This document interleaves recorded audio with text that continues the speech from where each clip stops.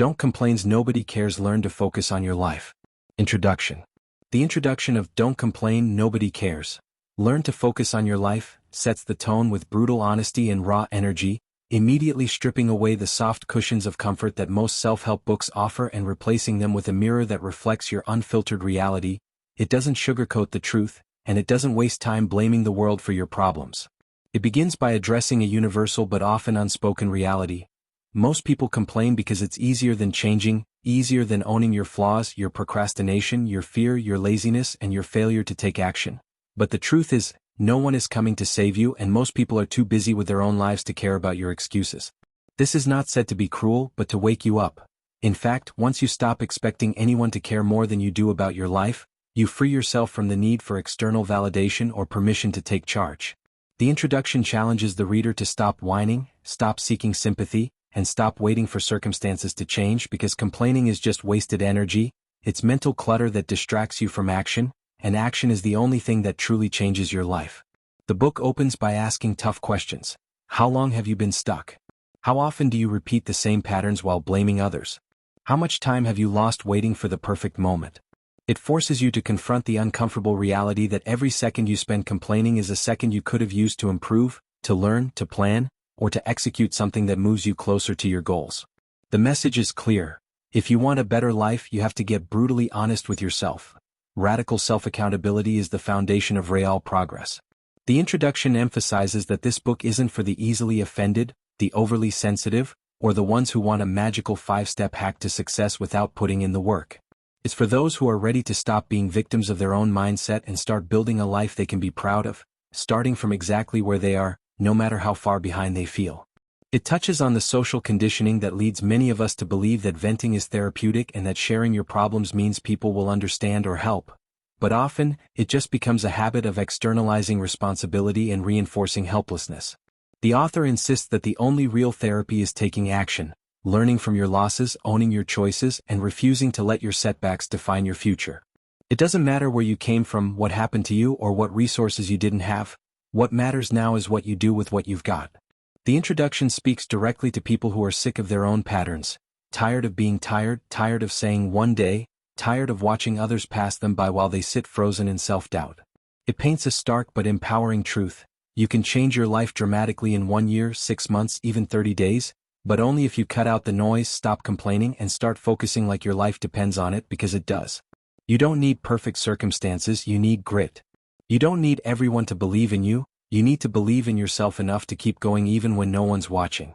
The introduction also touches on the mental drain that comes from constant distraction, social media comparison, binge-watching your problems away, and endless scrolling through content that tricks you into thinking you're growing when really you're just consuming.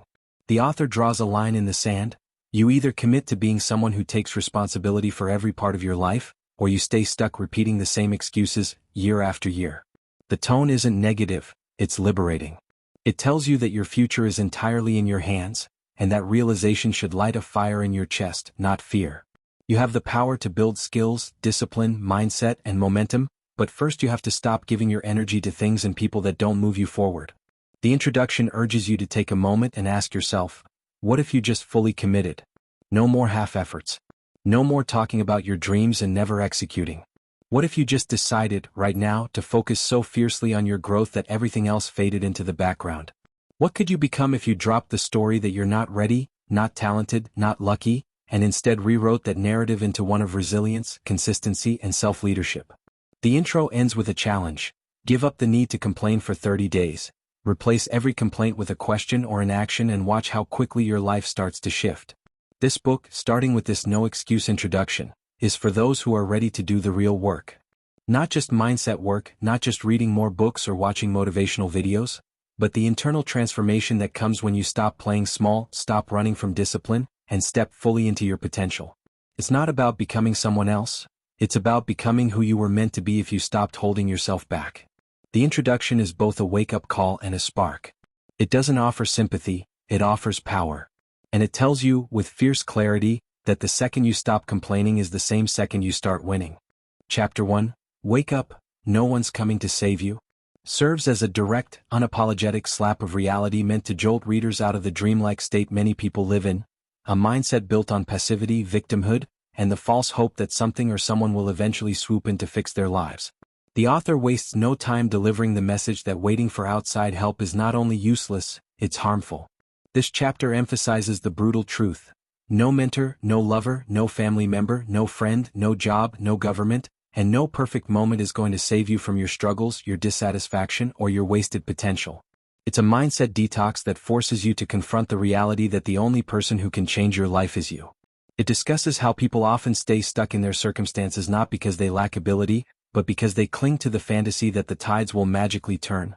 Like someday the pain will disappear, the opportunity will fall into their lap, or someone will show up and push them toward greatness. But the longer you wait, the more your potential rusts.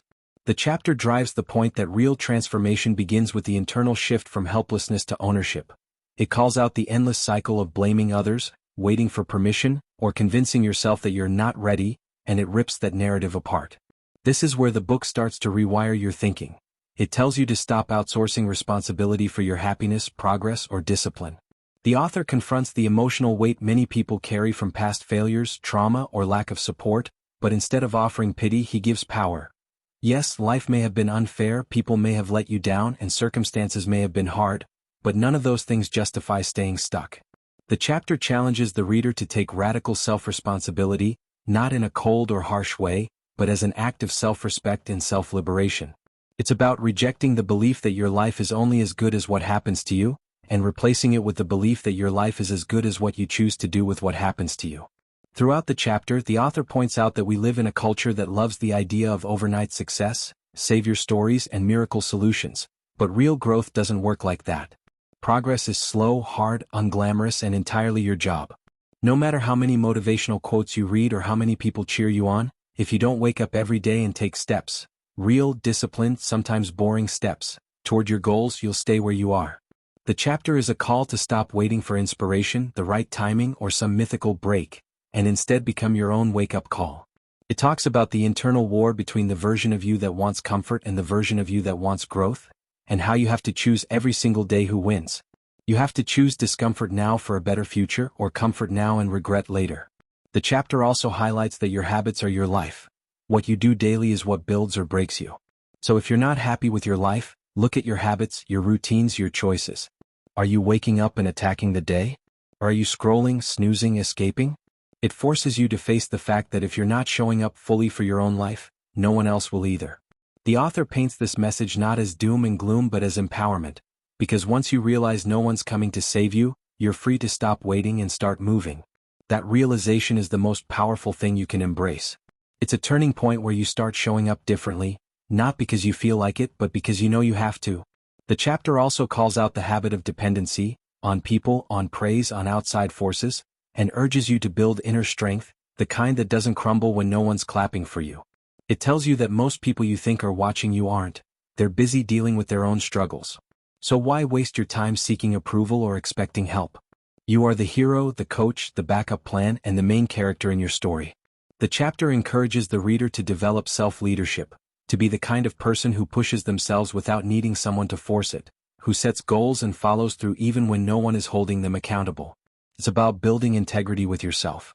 Can you trust yourself to do what you say you'll do? If not, this is the moment to change that. The author also speaks about the energy shift that happens when you stop saying, "Why is this happening to me?" and start asking, "What can I do about it?" That shift alone can change your entire trajectory. It pushes the idea that you already have what it takes. You don't need more time, more resources, or more support to begin. You just need to start showing up. No more sitting on the sidelines of your own life. No more passive waiting for things to get easier. Because they won't. But you can get stronger, sharper, and more focused. That's the wake-up call this chapter delivers, and it ends by urging you to stop waiting and start working. Your life isn't a dress rehearsal and time isn't slowing down. Either you wake up and start leading your life, or life will lead you, usually somewhere you don't want to go. Chapter 2, Excuses Are Lies in Disguise, dives deep into the psychological games we play with ourselves, exposing how excuses aren't just harmless thoughts or justifications. We use them as subtle, convincing lies that keep us locked in place, comfortable in our limitations and blind to our potential. The chapter kicks off by explaining that excuses are incredibly sneaky because they often sound logical, even responsible. They wear masks like, "I don't have time," "I'm too tired," "I need to wait until I'm ready," or I don't have the right support, but behind each one is fear. Fear of failure, fear of success, fear of discomfort, or fear of judgment. The author makes it clear. If you look close enough, nearly every excuse is just fear dressed up as a reason. We lie to ourselves not because we're weak, but because we want to protect ourselves from the emotional sting of trying and possibly failing. But in doing so, we end up failing by default. This chapter shines a spotlight on the quiet mental sabotage we engage in when we let these reasons guide our behavior. It argues that excuses are mental crutches, they let us off the hook without growth, and they give us an illusion of self-preservation while actually robbing us of progress. The author breaks down how these lies are often born from a desire to stay in control of our narrative. If we admit, for example, I'm not consistent because I'm scared of success, it feels vulnerable, even shameful. But if we say, I'm just too busy, it feels acceptable. It's a cover-up. This chapter challenges you to interrogate your go-to excuses and strip them of their disguises. What are you really afraid of? What truth are you avoiding? The author doesn't suggest we ignore our obstacles. He acknowledges that time, energy, and life responsibilities are real, but he calls out the difference between a reason and an excuse. Reasons are real, but excuses are what we tell ourselves to avoid doing what we could do, even within our limits. Everyone has the same 24 hours. Everyone is tired sometimes. Everyone is dealing with something. So why do some people move forward while others stay stuck? The answer isn't luck, it's clarity and ownership.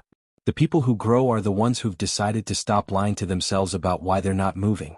This chapter brings in real-life examples of how people give up on their goals without ever truly starting, how they convince themselves they're not cut out for it, when in reality they never gave it their full effort. It explores how excuses give you short-term relief but long-term pain, and that if you want to build a life of fulfillment and purpose, you have to call out your own BS before anyone else does.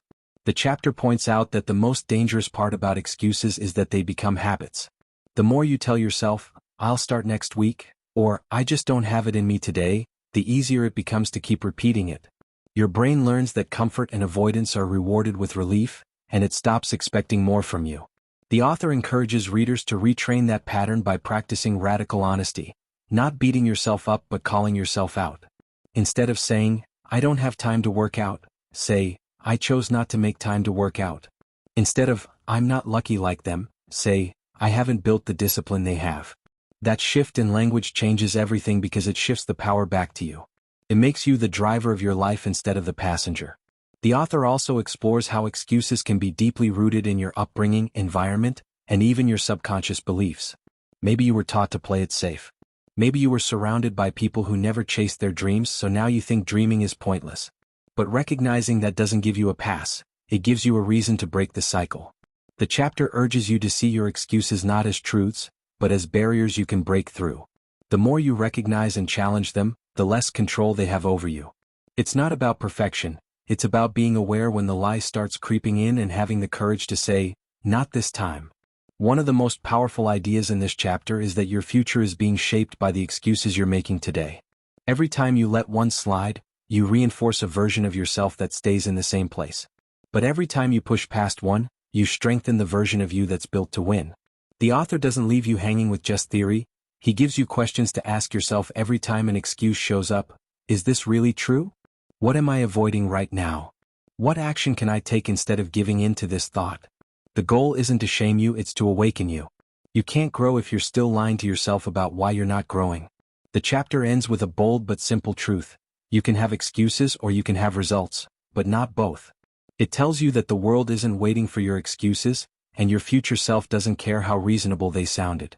All your future self wants is for you to start showing up, consistently, even imperfectly, and leave the excuses behind. The more you hold yourself accountable, the more unstoppable you become, not because life gets easier but because you get mentally stronger.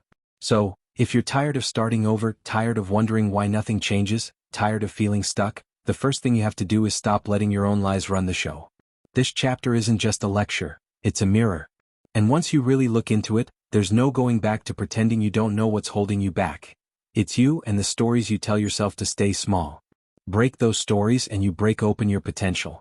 Chapter 3, Complaining is a Habit, Break It, pulls no punches in exposing the toxic loop of negativity that complaining creates, arguing that it's not just an annoying behavior, it's a deeply ingrained habit that actively trains your mind to see problems instead of solutions, blame instead of responsibility, and comfort instead of change. The chapter begins by laying down the truth. Complaining doesn't solve anything. It doesn't fix your job, your body, your relationships, or your mindset. What it does is make you feel temporarily justified while keeping you emotionally and mentally stuck. The author breaks it down like this. Every time you complain, you reinforce the belief that you're powerless, that life is happening to you instead of being something you have power over. It becomes a crutch, a way to bond with others over mutual dissatisfaction, and a shield from accountability. This chapter insists that complaining is a mental virus.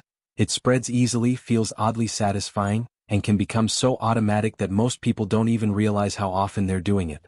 It disguises itself as venting, or just being honest. But in reality, it's a destructive behavior that conditions your brain to focus on the negative. The more you do it, the more your mind looks for things to complain about. It's not just emotional, it's neurological. The brain builds pathways around repetitive behavior, and if those behaviors revolve around pointing fingers, blaming circumstances, and constantly expressing dissatisfaction, then that becomes your default operating system. The chapter dives into how society has normalized complaining to the point where it's expected people bond over how tired they are, how much they hate Mondays, how bad the traffic is, how no one understands them, how unfair everything seems. It becomes a social glue in many settings, but that doesn't make it healthy or productive. The author warns that surrounding yourself with chronic complainers is like sitting in a smoking room. Eventually, even if you're not lighting up, you still breathe it in and become affected. That's why the chapter doesn't just push you to break your own habit. It also challenges you to rethink who you spend time with and how those environments shape your mindset. It explains that chronic complaining is often a cover for deeper issues: fear of change, fear of taking responsibility, or a way to avoid effort. It's easier to complain about being broke than to build a budget or develop new skills. It's easier to complain about not having time than to take control of your schedule and say no to distractions. The chapter emphasizes that we complain because it gives us a false sense of control. It feels like doing something about the problem when really we're doing nothing at all.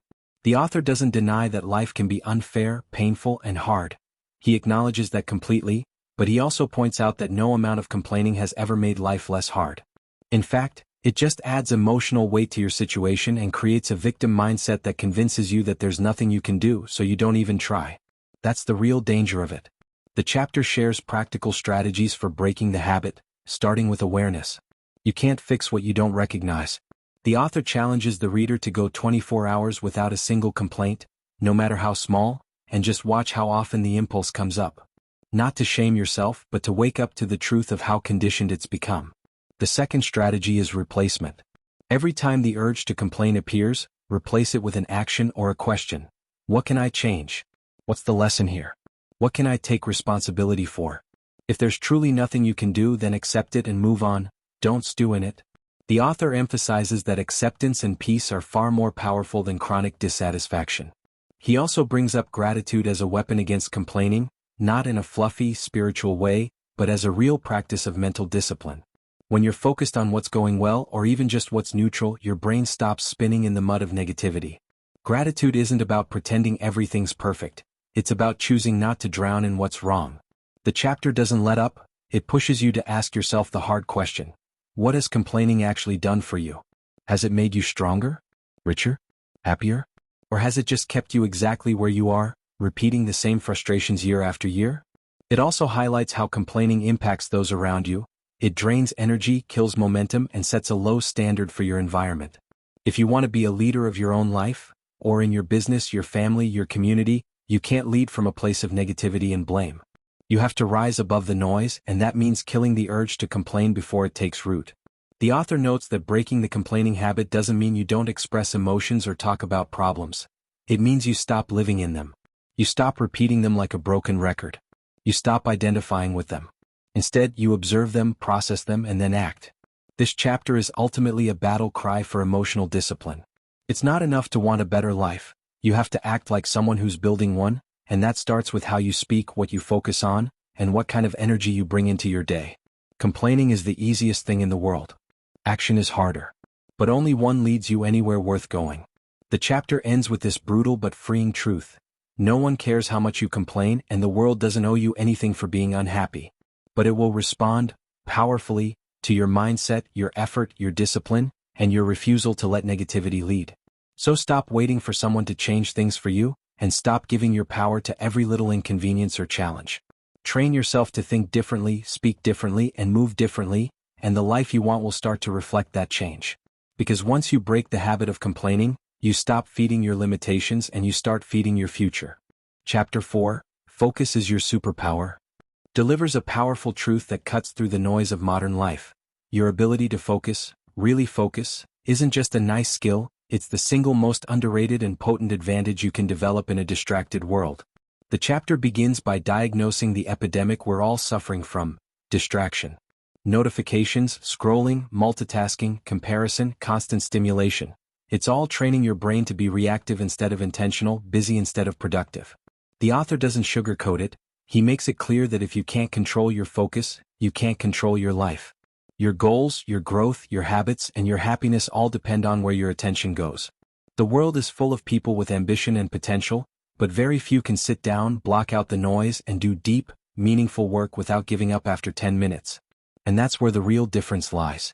The author argues that focus is a modern superpower not because it's rare, but because it's becoming extinct. The chapter calls out the myth of multitasking, explaining that switching between tasks rapidly doesn't make you more efficient. It makes you sloppy, anxious, and mentally drained. Every time you shift focus, your brain wastes energy and loses depth, which means you're constantly starting over instead of building momentum. That's why so many people feel busy all the time but have little to show for it. The author urges readers to get brutally honest. How much time are you actually focused without distractions? Most people aren't even aware of how fractured their attention is, and this chapter serves as a wake-up call. It explains that focus is a muscle. It can be trained, but it can also atrophy. If your default behavior is to reach for your phone every time you feel slightly bored or uncomfortable, you're not just wasting time, you're weakening your mental resilience. The chapter dives into how the ability to concentrate for long stretches of time is what separates high achievers from everyone else. It's not about talent or intelligence, it's about who can block out the world long enough to master their craft, finish what they start, and make consistent progress on the things that matter. Focus allows you to work with intention instead of impulse, and that shift changes everything. It helps you create instead of consuming, build instead of wish, and push forward when most people are distracted by nonsense. The author doesn't ignore how hard this is. He acknowledges that modern life is designed to steal your focus, not sharpen it. That's why he encourages readers to treat focus like a ritual, not a random occurrence. You need boundaries. You need systems. You need to design your day around protecting your attention like it's the most valuable currency you own, because it is. The chapter shares practical strategies like turning off unnecessary notifications, setting dedicated time blocks for deep work, using the Pomodoro method, creating a distraction-free workspace, and learning to say no to energy-draining tasks, people, and habits. But more than tips, it challenges the mindset. Stop wearing busyness as a badge of honor and start honoring your time as sacred. The author pushes the reader to pick one thing, just one, and give it 100% of their attention instead of giving 10 things 10%. He explains that success in any area, fitness, business, creativity, relationships, comes down to the compound effect of consistent, focused effort. You don't need to be perfect. You just need to be present over and over again. Focus also means learning to ignore distractions disguised as opportunities. Not everything that comes your way deserves your energy. The chapter warns against the addiction to dopamine-fueled tasks that feel productive but lead nowhere. Checking email every 5 minutes, jumping between apps, refreshing social media, watching another motivational video instead of actually doing the work. It calls these distractions what they are: escapes. And if you keep escaping the hard, focused work, you'll keep escaping the life you say you want. The chapter also explores the emotional side of focus. It's not just about blocking noise, it's about facing discomfort. Focus forces you to sit with yourself, to confront boredom, fear, doubt, and resistance. That's why most people avoid it. But the author makes the case that what you're avoiding is where your growth lives. If you can stay focused when it's boring, when it's hard, when you're not feeling motivated, that's when you break through. That's when real confidence is built. Not from hype or external praise, but from the quiet, internal knowing that you show up for your goals no matter what. The chapter ties focus to self-respect. Because when you give your time and energy to what matters most, you're telling yourself that your goals are worth it. You're proving day by day that you are trustworthy with your own potential. And that's where real momentum begins. The author wraps the chapter by saying that in a world of noise, being focused is a form of rebellion. It's a rejection of mediocrity. It's a choice to live with intention instead of reaction. And that choice made consistently can change everything. Whether you're trying to build a business, write a book, level up your health, or simply become a better version of yourself, it all starts with your focus. Because wherever your focus goes, your life follows. So if you're constantly feeling overwhelmed, scattered, or stuck, it's not always a motivation problem. It's a focus problem. And the good news is, it's a skill you can reclaim. You don't need to be superhuman. You just need to protect your attention like your future depends on it, because it does. Chapter 5, Own Your Decisions, is a hard-hitting reminder that no one is coming to live your life for you, fix your mess, or make your choices, and until you take full ownership of the decisions you make every day, you'll stay stuck in a loop of blame, indecision, and regret. This chapter delivers the truth many avoid. Your life right now, the good and the bad, is largely the result of your own decisions, whether conscious or not, and the sooner you stop outsourcing responsibility to other people, luck, or circumstances, the sooner you regain power over your path. The author starts by pointing out how most people drift through life making default decisions. One's based on fear, habits, pressure, or comfort, and then wonder why they're unfulfilled, confused, or constantly repeating the same patterns. The real issue isn't a lack of opportunity or knowledge. It's that people are afraid to decide and commit because decisions come with consequences, accountability, and ownership. But avoiding decisions doesn't protect you, it paralyzes you. Every time you don't decide, life decides for you, and usually not in your favor. The author explains that indecision is still a decision, just one that usually leads to stagnation or missed chances.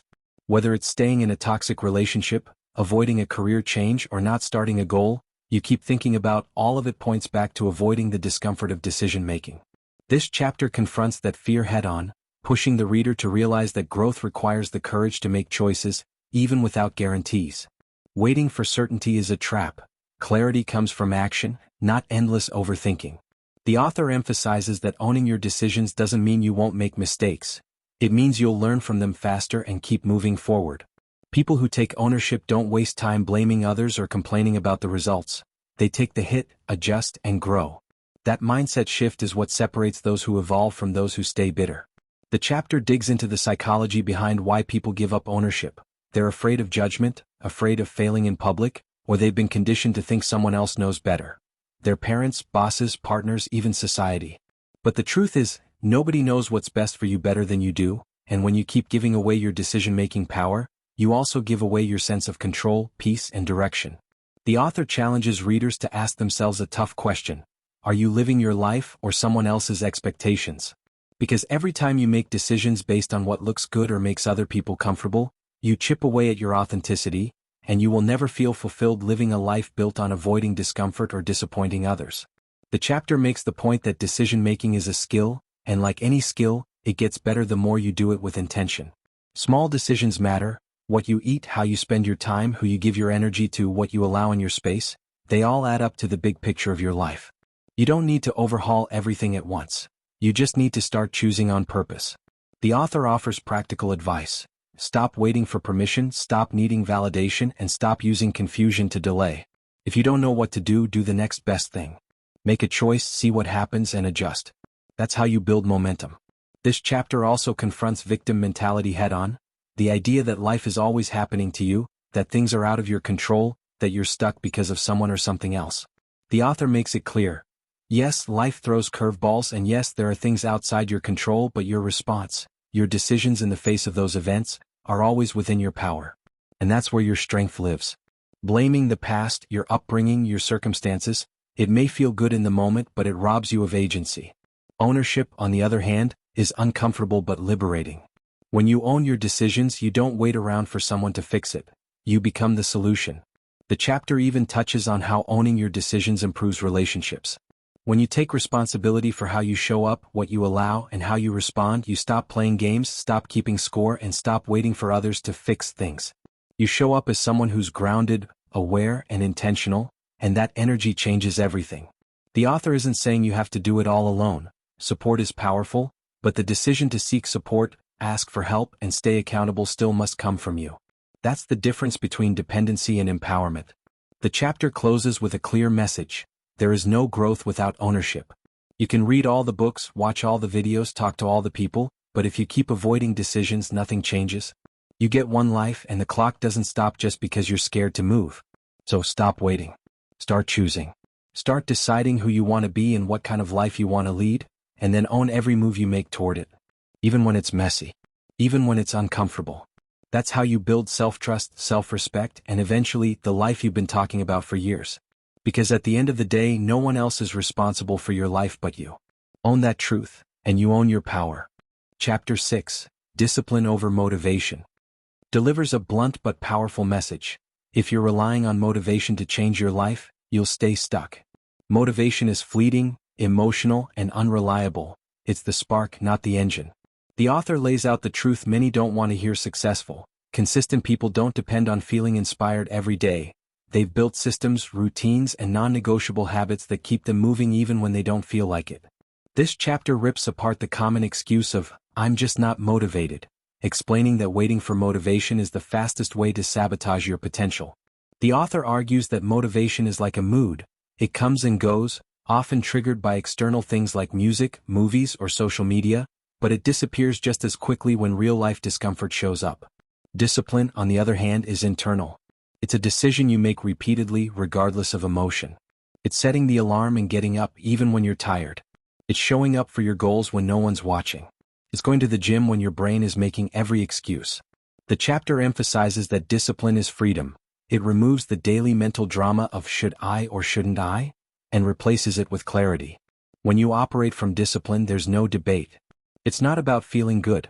It's about doing what needs to be done because your goals demand it. The author paints motivation as a bonus, not a requirement. Sure, it's nice when it's there, but it should never be the thing your progress depends on.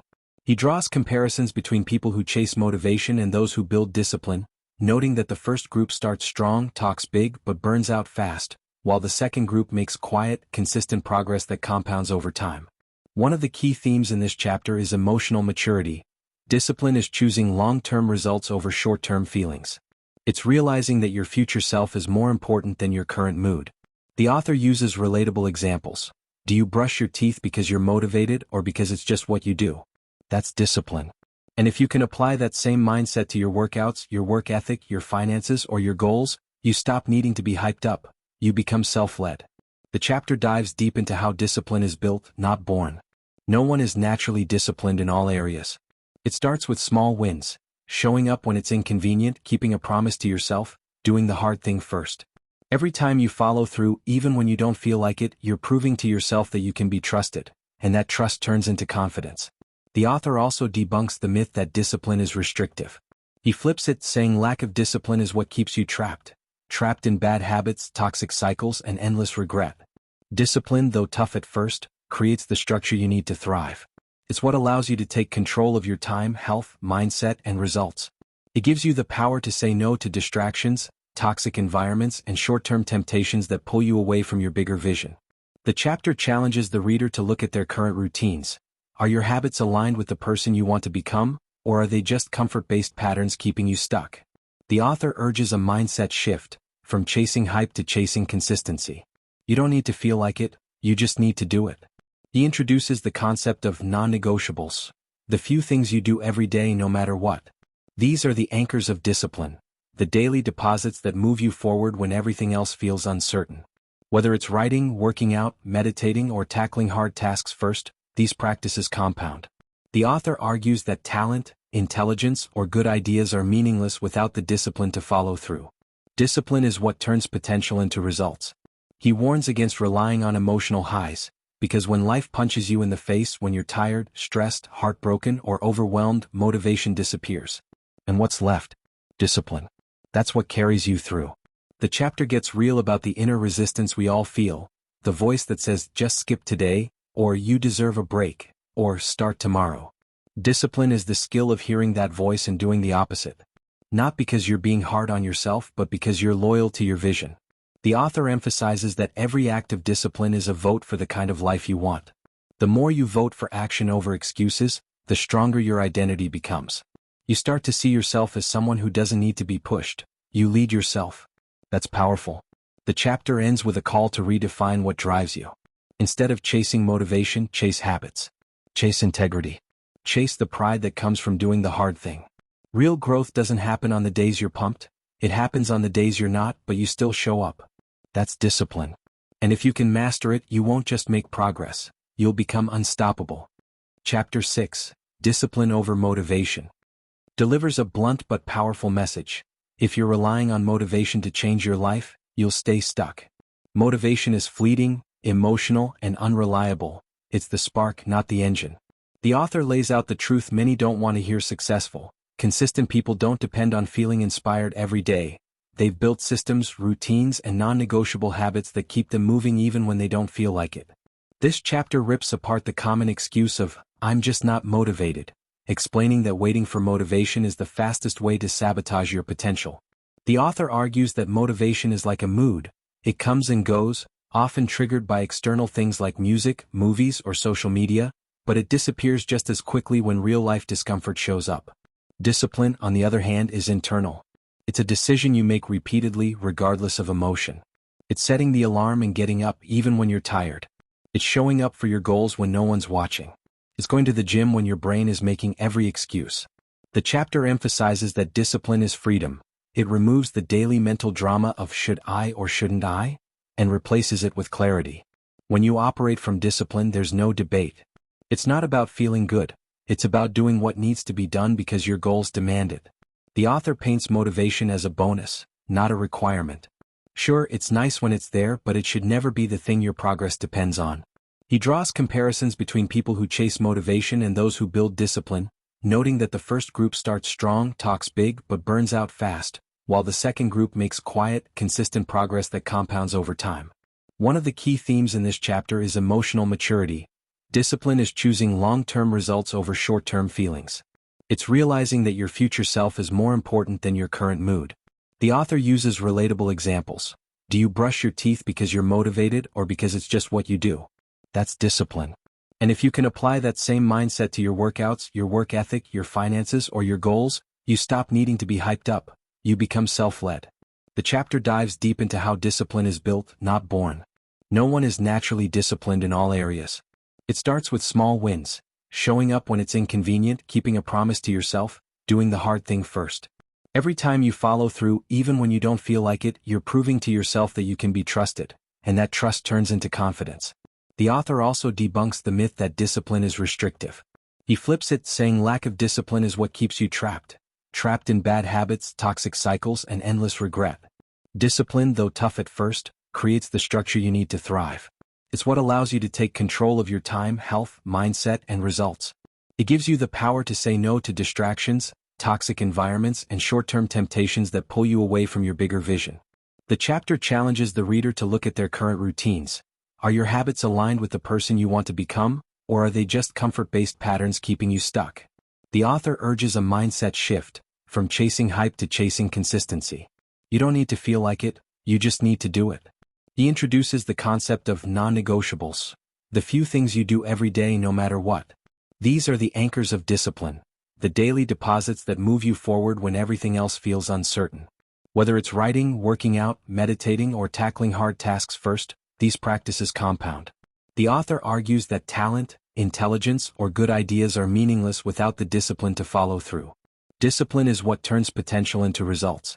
He warns against relying on emotional highs, because when life punches you in the face, when you're tired, stressed, heartbroken, or overwhelmed, motivation disappears. And what's left? Discipline. That's what carries you through. The chapter gets real about the inner resistance we all feel, the voice that says, just skip today, or you deserve a break, or start tomorrow. Discipline is the skill of hearing that voice and doing the opposite. Not because you're being hard on yourself, but because you're loyal to your vision. The author emphasizes that every act of discipline is a vote for the kind of life you want. The more you vote for action over excuses, the stronger your identity becomes. You start to see yourself as someone who doesn't need to be pushed. You lead yourself. That's powerful. The chapter ends with a call to redefine what drives you. Instead of chasing motivation, chase habits. Chase integrity. Chase the pride that comes from doing the hard thing. Real growth doesn't happen on the days you're pumped. It happens on the days you're not, but you still show up. That's discipline. And if you can master it, you won't just make progress. You'll become unstoppable. Conclusion. The conclusion of Don't Complain, Nobody Cares. Learn to focus on your life serves as a bold, no-nonsense call to action, tying together all the previous chapters with a final, unwavering truth. Your life is your responsibility, and no amount of complaining, waiting, or wishing is going to change it. Only you can. The author doesn't sugarcoat it. He reminds the reader that we live in a world obsessed with noise, distraction, validation, and excuses, but if you want to actually live with purpose, peace, and power, you have to step away from that noise and get brutally honest about who you are, where you are, and what you're really doing about it. The core message of the conclusion is this: life will not slow down for you, success will not chase you, and healing, growth, and change will not just magically happen because you're tired of your situation. It takes effort, intentionality, discipline, and a fierce commitment to self-leadership. The author revisits the main ideas. Stop waiting to be saved because no one is coming. Stop making excuses because they're lies in disguise. Stop complaining because nobody cares and it changes nothing. And start focusing because that's your real superpower. He reinforces that taking full ownership of your decisions, mastering discipline, and building your life brick by brick are not just suggestions, they're requirements. You can't shortcut your way to greatness. You can't borrow someone else's grind. You can't fake consistency. And you definitely can't complain your way into a better reality. The conclusion is both empowering and confronting. It reminds the reader that they already have what they need. They don't need permission, motivation, or another self-help quote to begin. What they need is to act.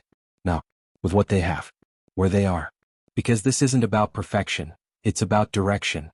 The author tells us that we all have dreams, goals, and potential, but the difference between those who actually live the life they talk about and those who stay stuck in cycles is simple. Action. Relentless, focused, uncomfortable, honest action. And not just when it's easy, fun, or visible, but when it's hard, messy, lonely, and uncertain. That's where transformation happens. The conclusion reminds us that building the life we keep dreaming about isn't something that will fall into place one magical day.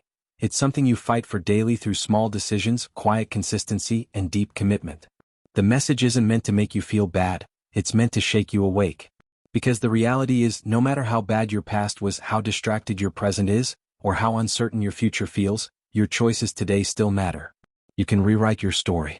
You can become the person you've been pretending to be online. You can stop being the victim of your own narrative. But first, you have to stop blaming, stop waiting, and stop hiding behind the lie that your situation is someone else's fault. The author urges the reader to accept the truth that nobody is responsible for saving you, validating you, motivating you, or understanding you. And that's not something to be sad about, that's where your freedom begins. When you stop expecting the world to fix you and start showing up for yourself with clarity, grit, and focus, everything starts to shift. The conclusion serves as a final push, saying, you don't need another plan, you don't need another perfect moment, you need to decide. Decide that you're done with comfort zones, done with excuses, done with, maybe next week.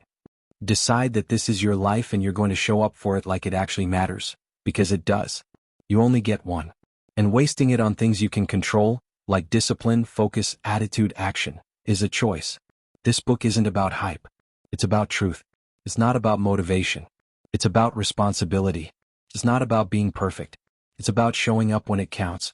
The author leaves the reader with one powerful thought. No one owes you anything, but you owe it to yourself to stop living like your goals don't matter. You have power. You have potential. And more than anything, you have a choice. The life you want is on the other side of everything you've been avoiding, so stop avoiding it. Stop scrolling. Stop stalling. Stop dreaming without doing. Start showing up. Every single day. With whatever you've got. Because if you don't build the life you want, you'll end up stuck in the life you settled for. And nothing, not time, not money, not anyone else, is going to do it for you. Only you can. And when you fully understand that everything changes,